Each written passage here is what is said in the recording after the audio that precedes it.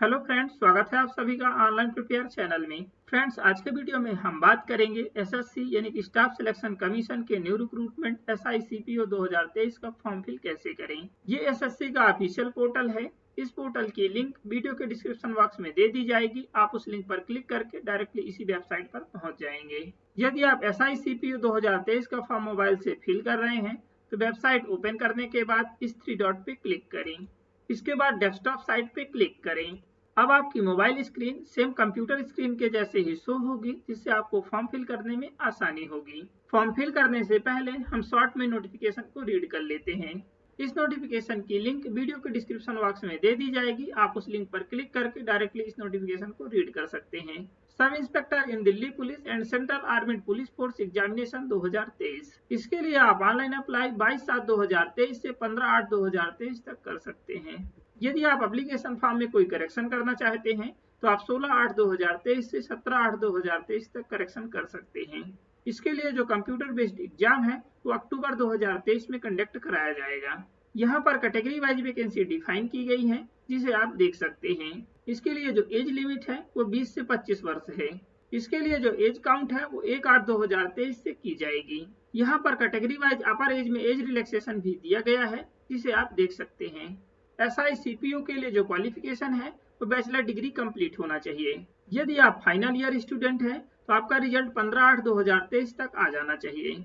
यानी कि क्वालिफिकेशन की जो कट ऑफ डेट है वो 15/8/2023 है। आप इस नोटिफिकेशन को डिटेल से रीड कर सकते हैं। तो चलिए अब हम फॉर्म फिल करें। यदि आप फर्स्ट टाइम फॉर्म फिल कर रहे हैं तो सबसे पहले हमें रजिस्ट्रेशन करना है। रजिस्ट्रेशन कैसे करना है, इसके लिए हम पहले ही वीडियो अपलोड कर चुके हैं। यदि आप पहले से ही रजिस्टर हैं किंतु आपको पासवर्ड भूल गया है तो आप फॉरगॉट पासवर्ड पे क्लिक करके पासवर्ड को प्राप्त कर सकते हैं। इसके लिए भी हम पहले से ही वीडियो अपलोड कर चुके हैं। यहाँ पर हमें यूजर नेम इंटर करना है जो कि रजिस्ट्रेशन नंबर है, और यहाँ पर पासवर्ड इंटर करना है जो आपने क्रिएट किया है। इसके बाद कैप्चा कोड इंटर करें और लॉगिन पे क्लिक करें। लॉगिन में क्लिक करने के बाद यदि मैसेज शो हो रहा है कि आपका अकाउंट ऑलरेडी लॉगिन है तो आपको सबसे पहले लॉग आउट कर लेना है। इसके बाद दोबारा लॉगिन करना है। लॉगिन करने के बाद इस तरीके से आपका डैशबोर्ड ओपन हो जाएगा। यहाँ पर सभी लेटेस्ट नोटिफिकेशन शो होंगी। Sub inspector in Delhi police and central armed police forces examination 2023। यदि आप यहाँ से भी नोटिफिकेशन को रीड करना चाहते हैं तो नोटिफिकेशन पे क्लिक करने के बाद आप नोटिफिकेशन को रीड कर सकते हैं। अप्लाई करने के लिए अप्लाई बटन पे क्लिक करें। इस तरीके से आपका एप्लीकेशन फॉर्म ओपन हो जाएगा। यदि आप इस फॉर्म से संबंधित इंस्ट्रक्शन को देखना चाहते हैं तो इंस्ट्रक्शन पे क्लिक करके इंस्ट्रक्शन को रीड कर सकते हैं। यहाँ पर जो आपकी डिटेल्स शो हो रही है वो रजिस्ट्रेशन से ली गई है। यदि आपकी कोई भी इंफॉर्मेशन इनकरेक्ट है तो आप सबसे पहले रजिस्ट्रेशन को एडिट करें। इसके लिए मॉडिफाई रजिस्ट्रेशन पे क्लिक करना है और रजिस्ट्रेशन को एडिट करना है। इसके बाद ही आपको फॉर्म फिल करना है। यदि आपकी सभी इंफॉर्मेशन करेक्ट फिल है तो आप पॉइंट नंबर 14 से फिल करें। यदि आप ओबीसी कैटेगरी से नहीं हैं तो ये ऑप्शन डिसेबल होंगे। क्या आप ऐसी जाति से हैं जो ओबीसी के सेंट्रल लिस्ट में शामिल नहीं हैं किंतु आपकी कास्ट दिल्ली गवर्नमेंट की ओबीसी सूची में शामिल है और आप चाहते हैं कि दिल्ली पुलिस में एसआई के लिए ओबीसी में और अन्य पदों के लिए अनरिजर्व में माना जाए। यहाँ पर आपको यस या नो सिलेक्ट करना है।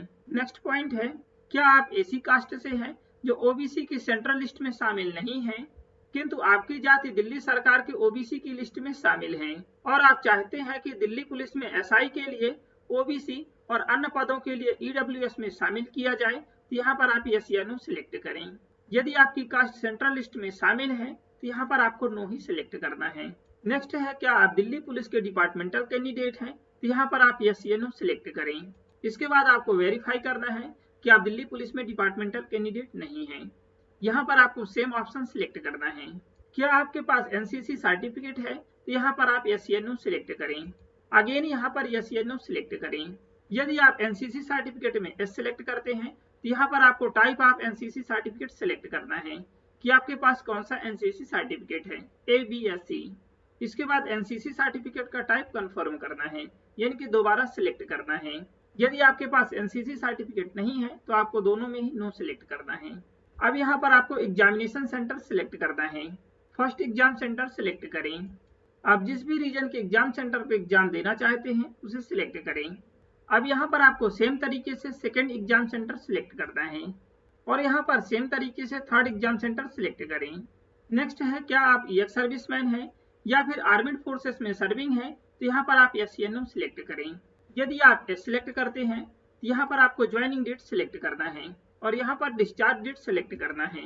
यहाँ पर आपकी लेंथ ऑफ सर्विस शो होगी। यदि आप एक्स सर्विसमैन हैं और एक्स सर्विसमैन का लाभ लेते हुए सिविल पोस्ट ज्वाइन की है, यहाँ पर आपको यस या नो सिलेक्ट करना है। यदि आप यस सिलेक्ट करते हैं तो आपने सिविल पोस्ट कब ज्वाइन की है, डेट सिलेक्ट करना है।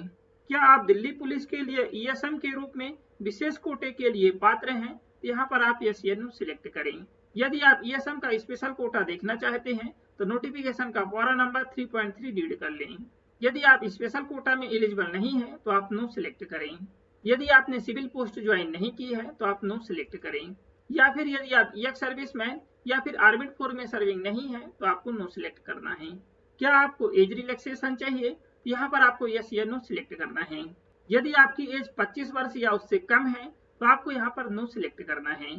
यदि आपकी एज 25 वर्ष से अधिक है तो यहाँ पर आपको एज रिलैक्सेशन के लिए एस सिलेक्ट करना है। इसके बाद यहाँ पर एज रिलैक्सेशन कैटेगरी सिलेक्ट करना है।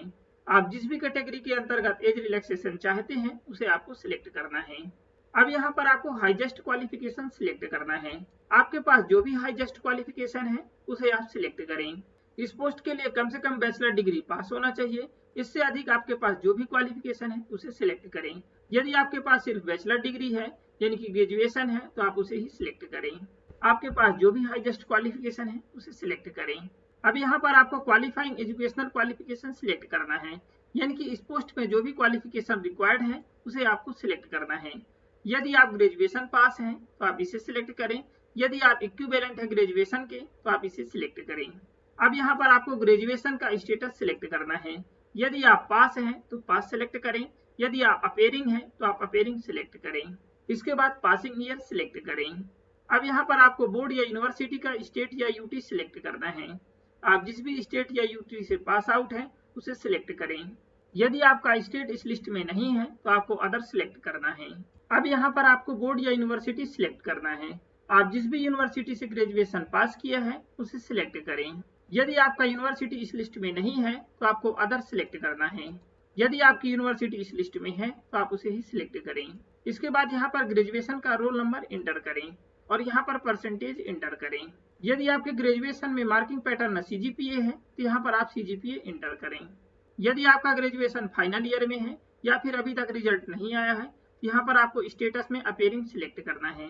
इसके बाद स्टेट सिलेक्ट करना है। इसके बाद बोर्ड या यूनिवर्सिटी सिलेक्ट करें। यदि आप अपेयरिंग कैंडिडेट हैं तो आपका रिजल्ट 15/8/2023 तक आ जाना चाहिए। यदि आप जॉब अपॉर्चुनिटीज के लिए पर्सनल इंफॉर्मेशन को शेयर करना चाहते हैं तो यहाँ पर आप यस या नो सिलेक्ट करें। यहाँ पर आप कोई भी एक ऑप्शन सिलेक्ट कर सकते हैं। अब यहाँ पर आपको अपनी फोटोग्राफ्स एंड सिग्नेचर अपलोड करना है। यहाँ पर आपको जो फोटो अपलोड करनी है वो बिना चश्मा या कैप के होनी चाहिए और आपकी फोटो 23 अप्रैल 2023 या उसके बाद की ली होना चाहिए। फोटो का जो फाइल साइज है वो 20 KB से 50 KB के बीच होना चाहिए और इसका जो फाइल फॉर्मेट है वो JPEG या JPG में होना चाहिए। यदि आप फाइल डायमेंशन रखना चाहते हैं तो 3.5 सेंटीमीटर विड्थ और 4.5 सेंटीमीटर हाइट रख सकते हैं। और यहाँ पर जो आपको सिग्नेचर अपलोड करना है वो धुंधला नहीं होना चाहिए और इसका जो फाइल साइज है वो 10 KB से 20 KB के बीच होना चाहिए और इसका जो फाइल फॉर्मेट है वो JPG या JPEG में होना चाहिए और इमेज का जो फाइल डायमेंशन है वो 4.0 सेंटीमीटर विड्थ और 2.0 सेंटीमीटर हाइट होना चाहिए। यदि आप डायमेंशन रखना चाहते हैं तो आप रख सकते हैं। फोटो अपलोड करने के लिए चूज फाइल पे क्लिक करें, फोटो सिलेक्ट करें, ओपन पे क्लिक करें। इस तरीके से आपकी फोटो शो होगी। अब आपको सेम तरीके से सिग्नेचर भी अपलोड करना है।